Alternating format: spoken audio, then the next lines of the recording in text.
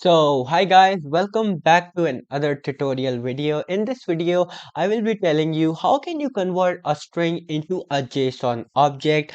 I am using an API, Open Weather Map API, which is returning me a string in response. If you want to know how I did this, like calling an API in Java and storing the response, I will leave the link of the video in the description. You can check it out. So let's go on. As you can see, I have a function which is get weather data and it is receiving a location object, latitude and longitude. Then I am making an API and just calling the API and response. And this response returner is printing my response. Let me just run it for you. And there you go. I just got my response, but it is in string. So how should I convert it in JSON object? So for that, you must need an IDE. So in this case, I will be using an IntelliJ IDE, and the package I will be using is this object mapper. Let me just uncomment that for you. But when I just uncomment, I get this error, one error, which says that faster XML file is not defined. So I will get to the solution first. First, let me just write you the syntax how to use this object mapper. So just write object mapper mapper is equal my yeah, let's name it mapper is equals to new, just basic syntax of declaring new object mapper. After you create this, we are going to write a try catch block. Catch, let's write IO exception if any exception, and I'm gonna basically print that exception. Now what we are going to try here, what we are going to, as I have defined an object weather data, my weather data, which will be in which I will be mapping all my data. I will just shortly show you that too. My weather data is equals to, you're gonna write mapper dot read, and then you're gonna write value bracket and the response, the string response, then the name of your class, which in my case it's weather data, and then you're gonna just write dot class, control S and a semicolon.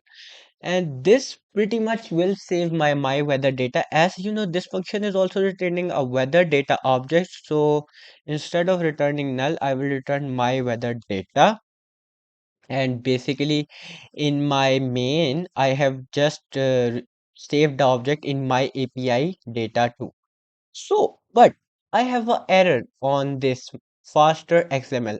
For this we have to install some dependencies. Let's go on Chrome and just search Maven object mapper.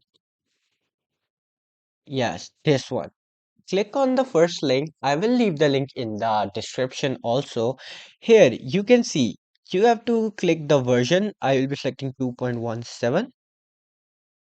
And if you're using Maven, then just copy paste this one. But if you are using pure Java, then you must install this jar file. Install this jar file and put it in your download folder. But wait, we have also installed these compiler dependencies 1, 2, and 3. Click on 1, Maven, and click on click on this one, 2.17. This one is Jackson annotations, and download its jar file too. Go back and download the second dependency, which is Jackson core 2.17, and also download the jar file of this also. Go back and the third and the last dependency, ByteBuddy, and the we will be installing the 1.149 version of this.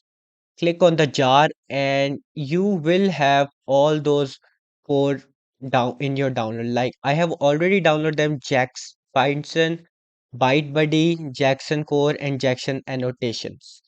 After you have downloaded, head back to your IntelliJ folder, and here click on that, the file button, and click on project structure. and from there click on libraries, add, and no, one second. Click on this add and select Java. Go to your downloads folder.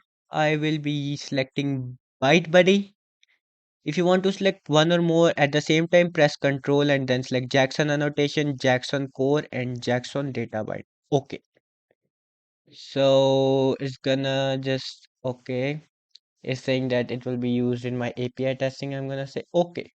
So now I have one, two, three, and four classes. Click apply and click OK. And as you can see, my errors are gone. And now let me just see where I was. Mapper function. So my weather data is returning a big object as I have just shown you. Where was it? Oh, now it's not going to be running. It will not run in VS Code. It will run in IntelliJ only. We have uncomment the mapper function. Let's just run it. If it compiles, we will have a success. Working fine. The object. Okay, so the object mapper has started running, but how do we test it? Let me show you that.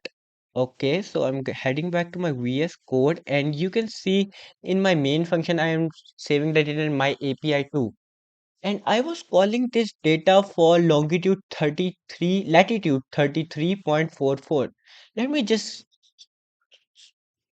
get that from my API data to my API data to dot get coordinates. Get, I hope this is the get coordinate. No, that's not. Dot get, this one is it. That code dot latitude. And let me just print that for you. Let's go head back to our IntelliJ and run this, and it will show 33.44 after that. 25.5. I think I just printed something else. Let me just go up.